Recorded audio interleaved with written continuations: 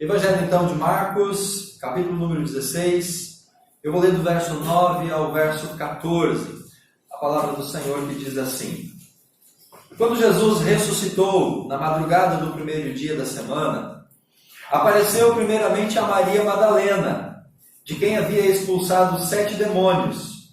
Ela foi e contou aos que com ele tinham estado. Eles estavam lamentando e chorando. Quando ouviram que Jesus estava vivo e fora visto por ela, não creram. Depois Jesus apareceu noutra forma a 2 deles, estando eles a caminho do campo. Eles voltaram e relataram isso aos outros, mas também nestes eles não creram. Mais tarde Jesus apareceu aos 11, enquanto eles comiam. Censurou-lhes a incredulidade e a dureza de coração, porque não acreditaram nos que o tinham visto depois de ressurreto. Meus amados, eu quero compartilhar a você nesta noite uma palavra meditando sobre a perspectiva de que a ressurreição, ela desafia a incredulidade. O texto que nós acabamos de ler narra justamente a ressurreição de Jesus Cristo. E o texto apresenta os discípulos, os 11, os apóstolos, não crendo no testemunho daqueles que viram o Cristo vivo. E se eles não creram no testemunho, eles foram incrédulos. E Jesus ele morre, Jesus ele ressuscita justamente para que nós pudéssemos crer nele, na sua vida, no seu ministério, e crendo nele, receber dele tudo aquilo que ele pode nos oferecer.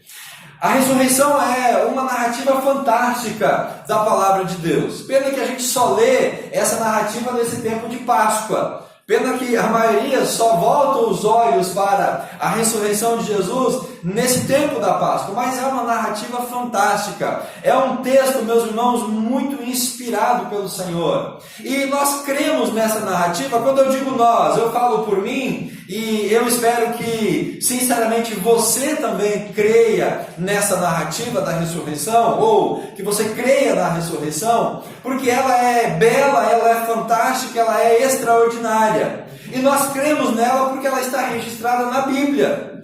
E interessante que a ressurreição, ela se encontra registrada nos 4 evangelhos. E esse, irmãos, é um princípio muito significativo para nós que cremos na palavra de Deus. Por quê? Porque quando um texto, ou uma passagem, ou um tema, ou um assunto, ele é repetido por mais de uma vez, significa que aquele assunto ele é muito importante. Então toda vez que você lê a Bíblia e você encontra a mesma história, ou a mesma ilustração, a mesma parábola, o mesmo ensinamento em várias partes da Bíblia, Deus está dizendo: atenção, foco, cuidado, olha, isso é muito importante.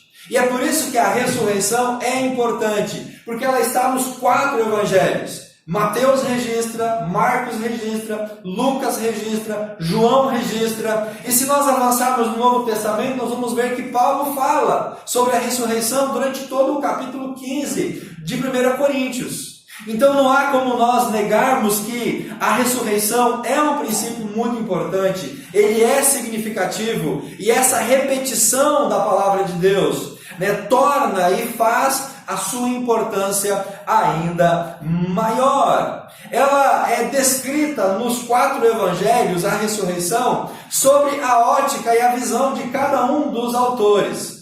Se você ler Mateus, Marcos, Lucas e João sobre a ressurreição, você não vai encontrar um mesmo relato, único em todos os detalhes, com todas as mesmas narrativas. Por quê? Porque cada evangelista, ele narrou esse episódio a partir da sua visão, a partir da sua ótica, ou a partir da sua experiência. Então, cada autor narra a ressurreição e ele acrescenta detalhes que, para a sua narrativa ou para aqueles a quem ele estava escrevendo, fossem, na sua visão, importantes. Essa variação de detalhes, meus irmãos, ela não anula a importância e a veracidade do fato.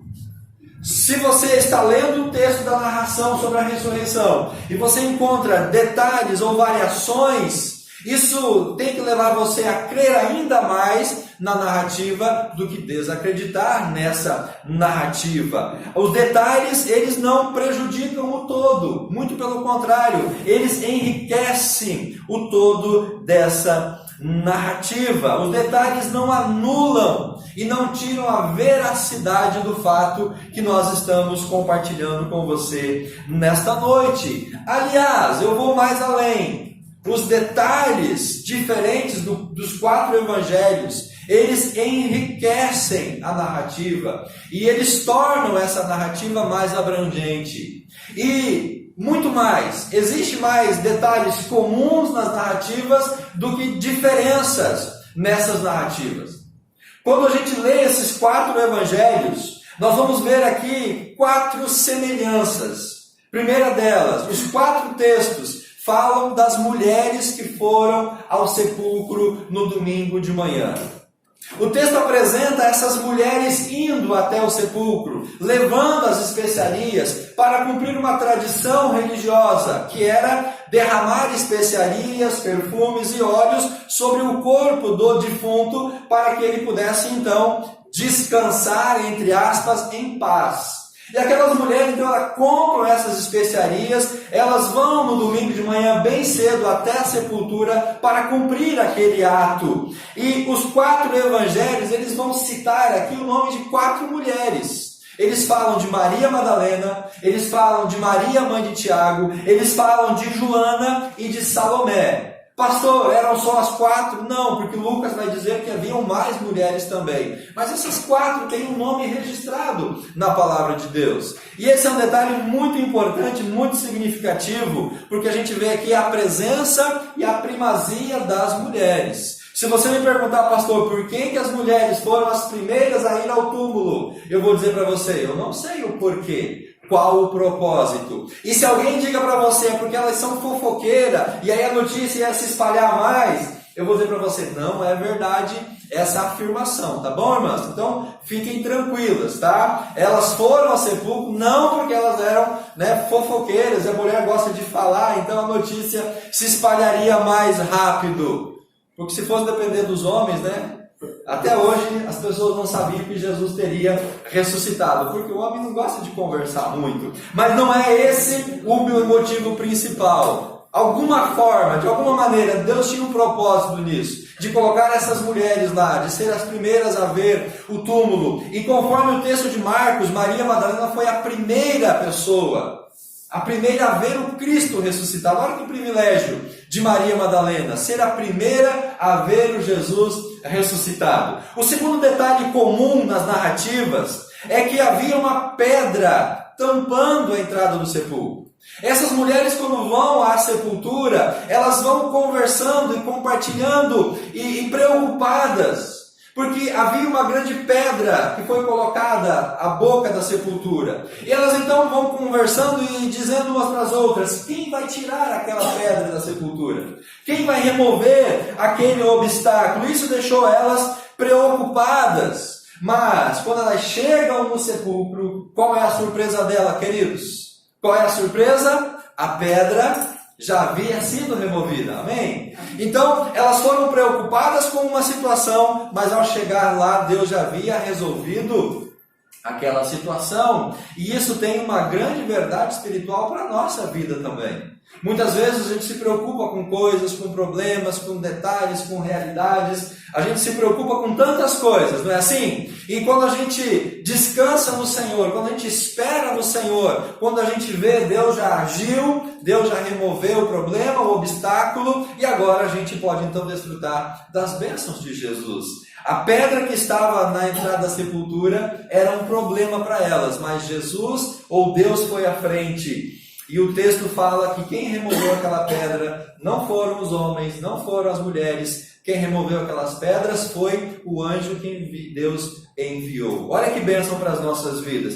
Terceiro detalhe, o texto fala que aquelas mulheres viram homens vestidos de branco, ou elas viram anjos. Elas chegam lá na sepultura e elas encontram então os anjos do Senhor. O anjo do Senhor. Um relato diz que o anjo estava sentado sobre a pedra. Ele havia removido a pedra e ele se assentou à pedra. Um outro evangelista diz que haviam 2 anjos dentro do sepulcro, um à cabeceira e o outro aos pés, de onde Jesus havia sido colocado. Então elas encontram esses anjos e esses anjos perguntam para elas: ei, mulheres, o que vocês vieram fazer aqui? O que vocês estão procurando aqui? Por que vocês vieram aqui? Vocês estão procurando aquele que está morto? Olha, ele não está mais aqui. Ele ressuscitou, ele está vivo. Agora vocês podem voltar, vão e compartilham essa boa notícia com as outras pessoas. Elas vão ao sepulcro, o anjo do Senhor aparece a ela, questiona o motivo delas estarem indo lá e diz: olha, não se preocupem, podem parar de chorar. Aquele que estava morto agora está vivo. Ele ressuscitou como havia dito. E o quarto detalhe que eu quero destacar para você é aquilo que elas ouviram então agora dos anjos. E aquilo que elas ouviram dos anjos foi uma orientação para que elas voltassem e elas falassem aos discípulos, elas contassem para as pessoas aquilo que elas viram lá no sepulcro. Elas foram enviadas para compartilhar o testemunho daquilo que elas viram.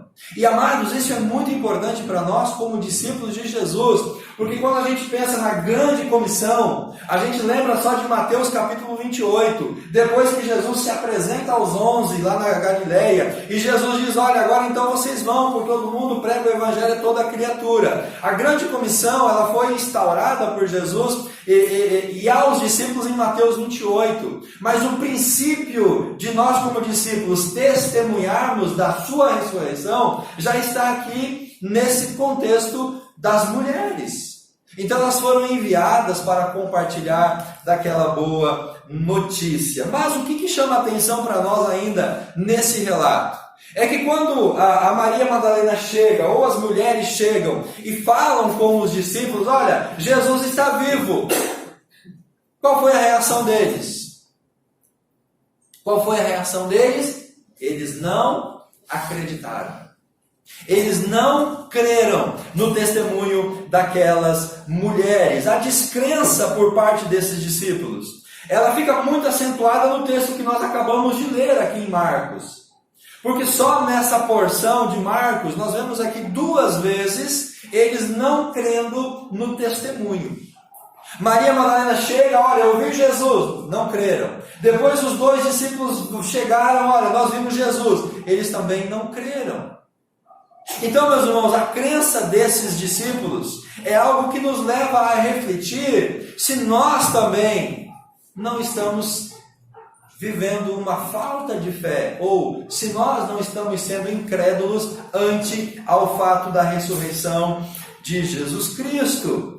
Maria vai, fala com eles, os discípulos vão, falam com eles, mas eles estavam tão céticos, eles não creram no testemunho dessas 2 fontes. Eles não acreditaram naquilo que eles ouviram. E se a gente for mais além, se a gente continuar lendo esses relatos, nós vamos encontrar um outro fato importante. É que Jesus, então, ele se apresenta, nós vamos ver isso aqui no texto. Jesus se apresenta aos discípulos, eles então acreditam que Jesus está vivo, mas havia um discípulo que não estava lá naquele momento.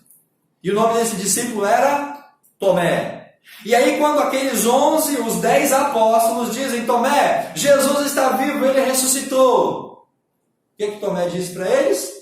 Eu não acredito. Eu só vou acreditar se eu ver e se eu tocar nas suas feridas. Percebe, meus irmãos, quanto a incredulidade está presente nesse contexto diante da ressurreição? E é por isso que eu estou querendo dizer a você nessa noite e levar você a entender que a ressurreição, ela vai desafiar a incredulidade.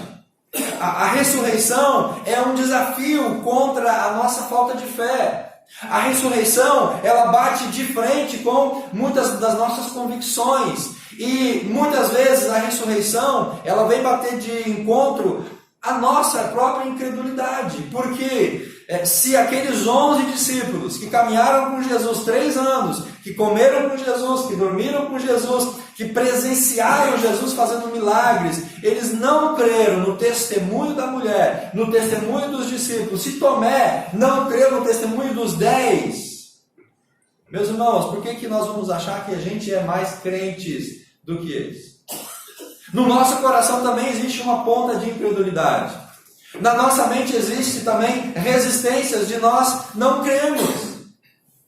E muitas vezes nós não desfrutamos do Cristo vivo, das bênçãos de Deus, da glória de Jesus, porque nós somos incrédulos. Há algumas coisas que Jesus pode fazer, coisas que Ele prometeu fazer, e que se a gente crer, nós vamos receber. Então a ressurreição de Jesus, a glória de Jesus, a vitória sobre a morte, nessa noite ela vem de encontro àquelas raízes de incredulidade que ainda possam existir nas nossas vidas e estar presentes nos nossos corações. Porque é exatamente isso que Jesus está fazendo até os dias de hoje. Jesus envia discípulos para compartilhar a outras pessoas que Ele está vivo. E esses discípulos compartilham, mas as pessoas não creem na sua ressurreição, não acreditam nestes testemunhos. E aí, meus amados, se nós não cremos no testemunho de pessoas, se nós não cremos no testemunho daqueles que estão ao nosso redor, o que falta então para a gente crer? Ou, melhor, o que a gente espera acontecer para que a gente possa crer?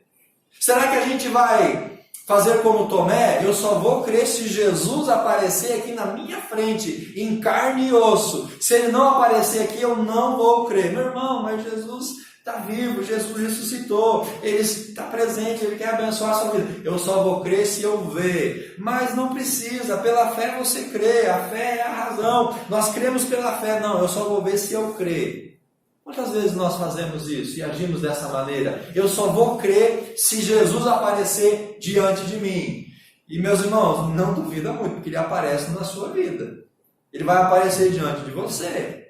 Se a gente não crê no relato, no testemunho, na palavra de Deus, cuidado, Jesus pode aparecer na sua frente.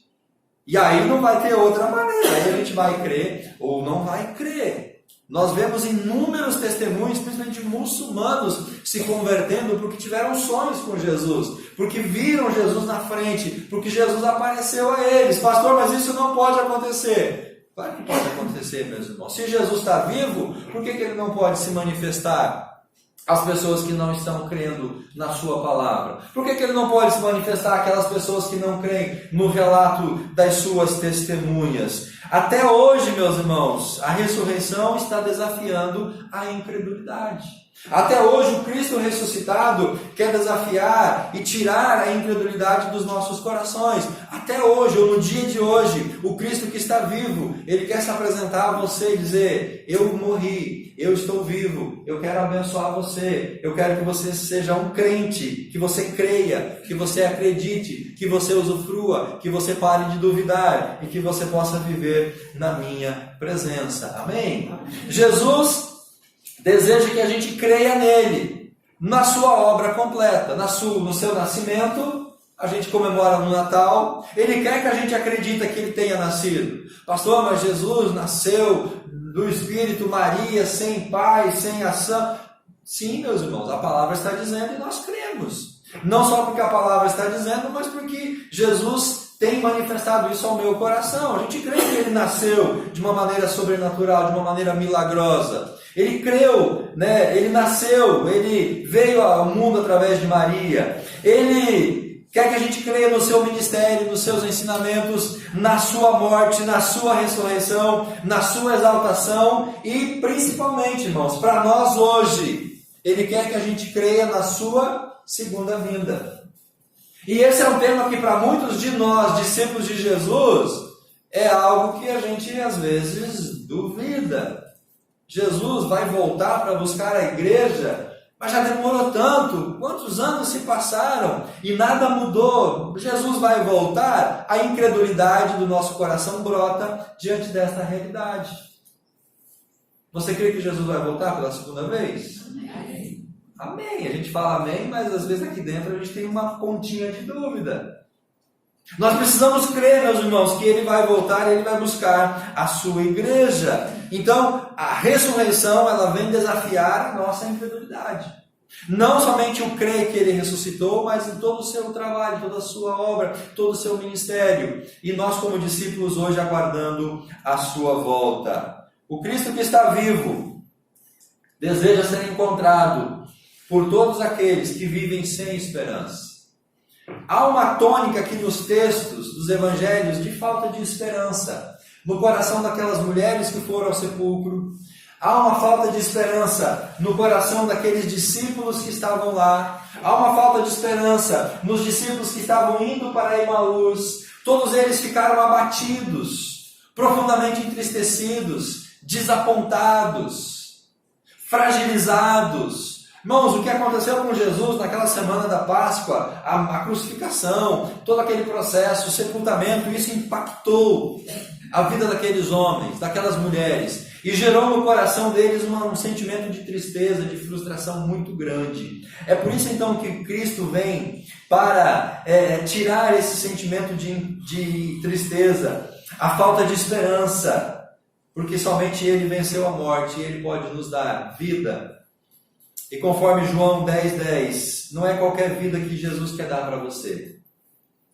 João 10:10, a Bíblia fala que Ele veio para trazer vida e vida em abundância. Amém, queridos? Amém. A ressurreição vem para desafiar a nossa incredulidade. Vamos olhar o texto de Marcos com um pouco mais de detalhes. A passagem que nós lemos. Capítulo 16 de Marcos, do versículo 9 ao versículo 11, fala aqui de Maria Madalena. E essa mulher é uma mulher inspirativa para nós na Bíblia. Para você, mulher, Maria Madalena é uma mulher que vai te inspirar. O texto fala que Jesus apareceu primeiramente para Maria Madalena. E olha o detalhe que Marcos registra, no versículo 9 ainda. De quem, Maria Madalena, e Marcos abre um parênteses e fala assim, de quem havia expulsado 7 demônios. E esse texto você vai ler em Lucas, no capítulo 8, no versículo 2. Lucas, no capítulo 8, no versículo 2, nós lemos essa informação que Marcos está nos dando. Também algumas mulheres que haviam sido curadas de espíritos malignos e doenças. Maria, chamada Madalena, de quem havia saído 7 demônios. Maria Madalena vivia uma opressão espiritual muito grande. Ela vivia debaixo dessa opressão espiritual. E quando Jesus começa o seu ministério, quando Jesus encontra com ela, Jesus liberta ela dessa escravidão espiritual. E desde então, meus irmãos, Maria Madalena não se separa mais de Jesus. E algumas pessoas até maldosamente dizem que Jesus teve um caso amoroso com Maria Madalena. Porque ela ficou tão agradecida, ela ficou tão impactada com aquilo que Jesus fez por ela, libertando ela daquele estado de sofrimento e de angústia, que agora ela vive na presença de Jesus toda a sua vida. O texto fala que Maria Madalena foi ao sepulcro no primeiro dia da semana, no domingo. E essa informação você encontra nos outros evangelhos, Mateus 28, Lucas 24 e João no capítulo 20. Maria Madalena tinha essa dívida de gratidão para com Jesus. Pergunto para você, meu amado, qual que é a sua dívida de gratidão para com Jesus? O que Jesus fez de benefício na sua vida? Do que Ele te libertou? O que Ele mudou na sua história, na sua existência? De onde você estava e onde você está hoje? de onde você saiu e como você vive hoje. É uma dívida de gratidão que nós temos com Jesus. E todos aqueles que são encontrados por Jesus, alcançados por Jesus, libertados por Jesus, transformados por Jesus, passam a viver uma vida na presença de Jesus por amor a Ele, passa a servi-lo, passa a adorá-lo. O texto de Lucas vai nos falar exatamente sobre essa perspectiva de Maria Madalena, né? Ela se torna uma adoradora de Jesus Cristo, ela não abandona Jesus, nem na morte e nem no seu sepultamento. Marcos, ele registra por 5 vezes a presença de Maria Madalena na vida de Jesus, ou mais especificamente aqui na morte de Jesus. Acompanhe comigo. Capítulo 15 do Marcos, verso 40. Na crucificação, Maria estava lá. Algumas mulheres estavam observando de longe, entre elas Maria Madalena, Salomé, Maria mãe de Tiago e mais um jovem e José. Observando o quê? A morte. Jesus estava pendurado na cruz e Maria Madalena estava lá, acompanhando o seu Senhor, acompanhando o seu Salvador, acompanhando Jesus, adorando Jesus no dia da sua maior dor. Capítulo 15, no verso 47. Maria Madalena e Maria mãe de José viram onde ele foi colocado, ou seja, Maria estava presente no sepultamento de Jesus Cristo. Ela acompanhou aonde eles colocaram Jesus. Por isso que ela sabia onde Jesus estava. Por isso que ela foi no domingo de manhã. Por isso que ela pensava no coração, tem uma grande pedra. Porque ela viu aquela pedra sendo colocada na entrada do sepulcro. Capítulo 16 do Marcos, no verso 2. O texto fala que de manhã, no primeiro dia da semana, bem cedo, ao nascer do sol, elas se dirigiram ao sepulcro. Elas quem? Verso 1 diz, Maria Madalena, Salomé e outra Maria. Então ela está presente aqui agora na ressurreição. E no capítulo 16, no verso 9 que nós estamos lendo, nós vemos Maria presente depois de Jesus ressuscitado e aparecendo para ela a primeira vez. Será que Maria Madalena amava Jesus, meus irmãos? Será que ela tinha uma dívida de gratidão com esse Jesus? Será que ela se importava com o seu Jesus? Claro que sim. E ela nos ensina a ter essa vida de adoração. Ela creu no Cristo ressuscitado que lhe apareceu. Olhem só que coisa interessante. Os apóstolos não creram. Os discípulos no caminho de Emaús não creram. Mas ela creu. Ela creu. Bem-aventurado aquele que crê em Jesus. Movido por uma alegria de ver Jesus vivo, ela então agora se dirige para os discípulos. E ela conta uma boa nova. Ela agora quer levar uma mensagem de transformação e de mudança na vida daqueles homens. Para que eles pudessem sentir a alegria que ela estava sentindo agora. Mas o resultado não foi aquilo que ela esperava. Ela chega tão empolgada para os discípulos e diz, olha, Jesus está vivo. E eles... Maria, você está louca, Maria? Que papo é esse? Nós não acreditamos nisso, não.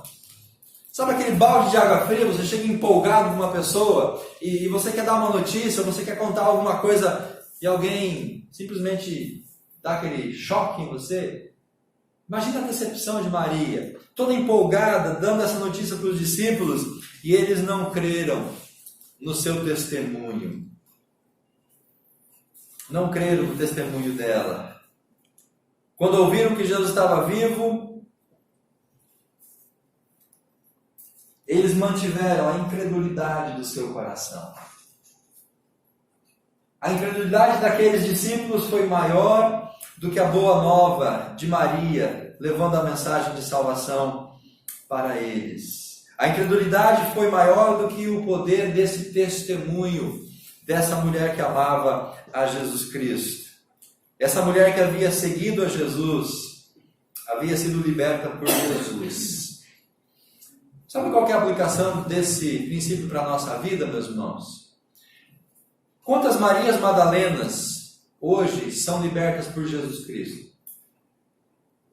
Quantas pessoas que estavam na mesma condição de Maria Madalena e Jesus as libertou? Talvez você seja uma dessas Maria Madalena, que estava vivendo uma situação difícil, mas Jesus transformou a sua vida. Jesus mudou a sua história.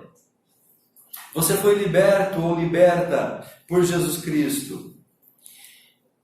E hoje você tenta compartilhar esse testemunho a outras pessoas e você não é ouvido pelas pessoas. Você não é crido pelas pessoas. Infelizmente, muitos ainda não creem em Jesus. E não creem num Jesus que pode transformar a vida de Marias Madalenas. O que? Aquele lá? Não, aquele lá está mentindo, ele está só se fingindo. Aquilo era ruim demais, não valia nada. Agora é crente, eu não acredito que ele mudou de vida. Depois de tudo que ele fez de mal, depois de todas as maldades que ele fez, depois de tudo que ele aprontou, agora ele está dizendo que, não, eu não acredito. Quantas pessoas talvez duvidaram do testemunho de Maria Madalena, apenas olhando para o seu passado, de coisas erradas, de pecados e de tudo que ela tinha feito de errado na presença de Jesus?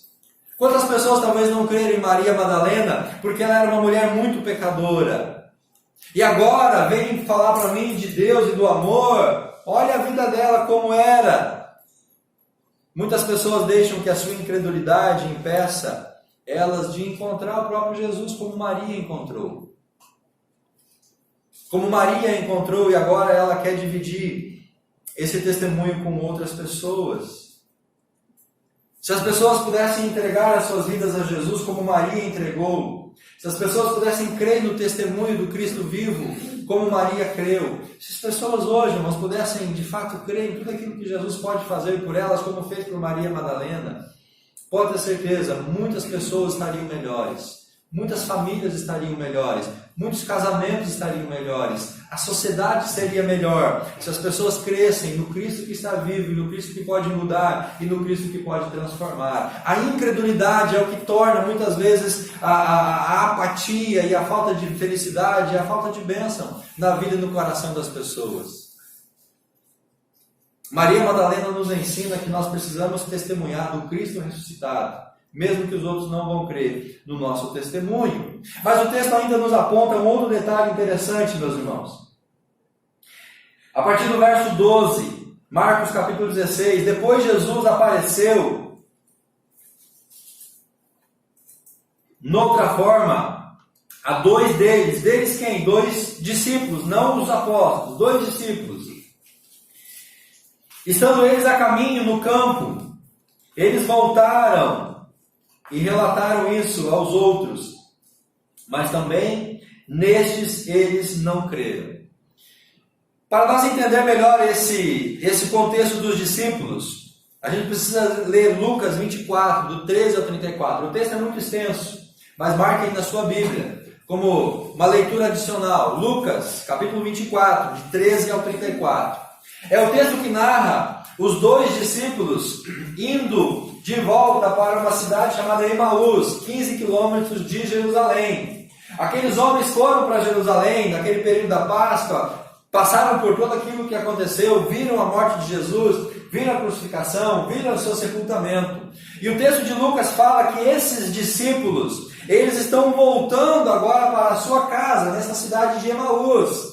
E quando eles estão caminhando para casa, Jesus começa a andar junto com eles.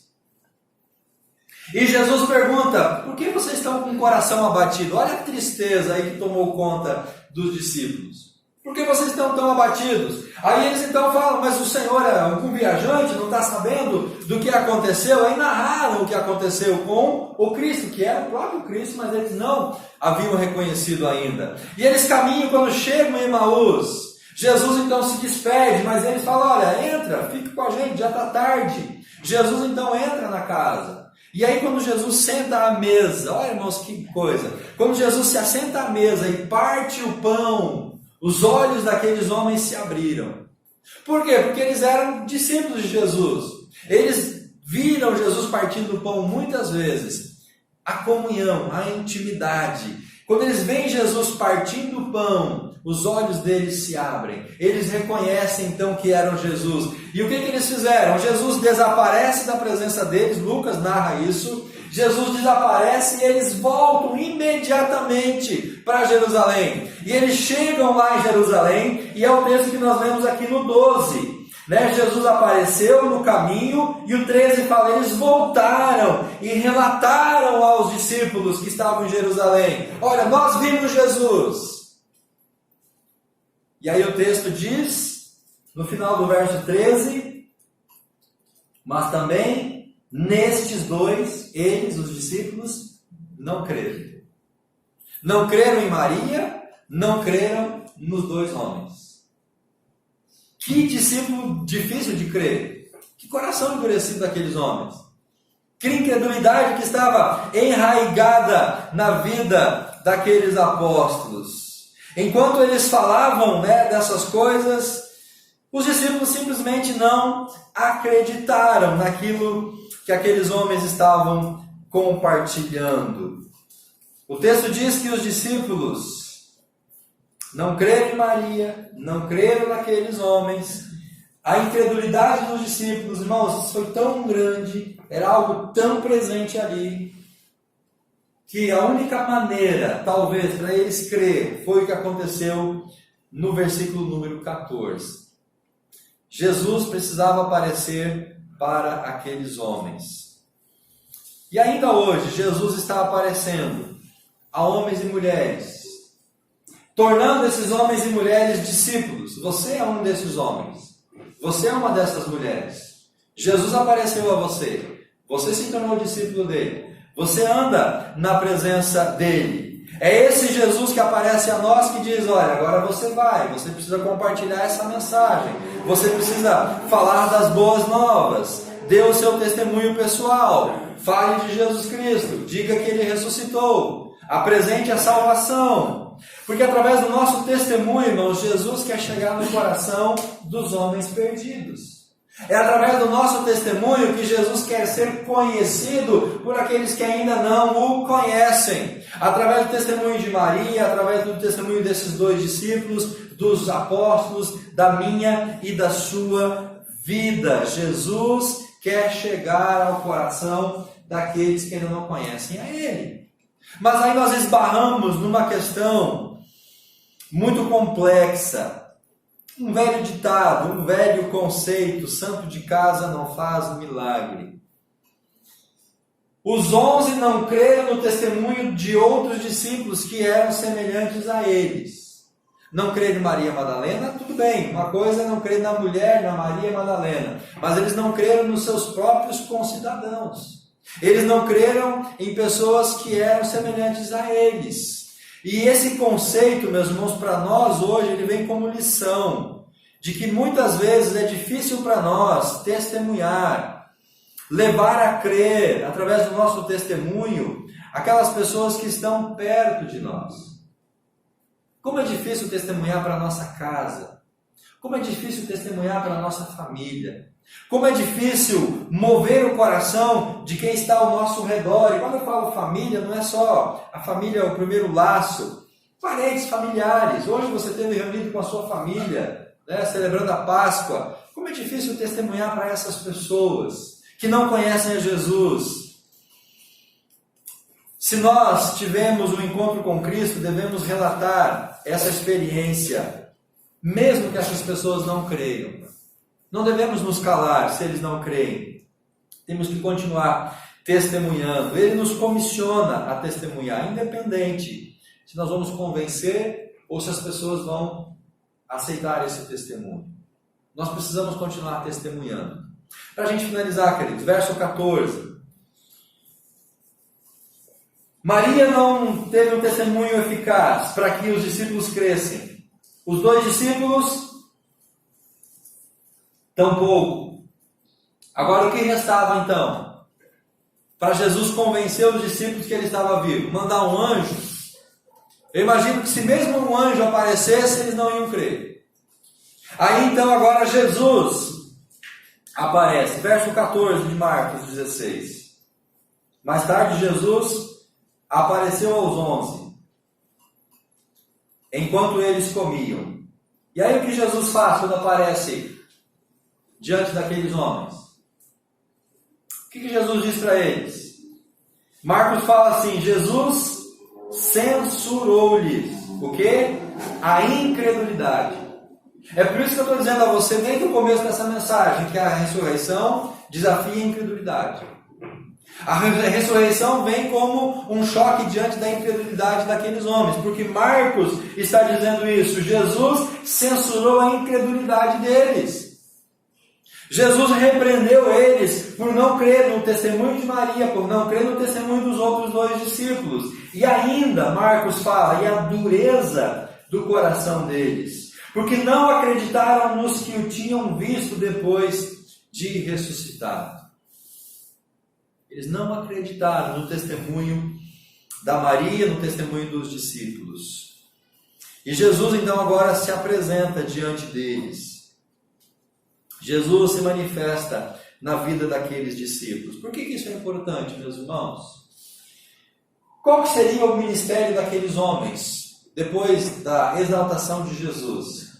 O que Jesus mandou eles fazer em Mateus capítulo 28, verso 18 a 20? Mandou eles ir e pregar o Evangelho a toda criatura. O que significa pregar o Evangelho? É dizer que Cristo nasceu, morreu, ressuscitou e está exaltado. Agora perceba uma coisa, eles deveriam levar a mensagem do Cristo ressuscitado.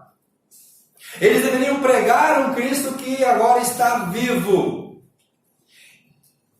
E assim como eles não creram no Cristo vivo, muitos daqueles para quem eles iriam testemunhar também não iriam crer no Cristo vivo.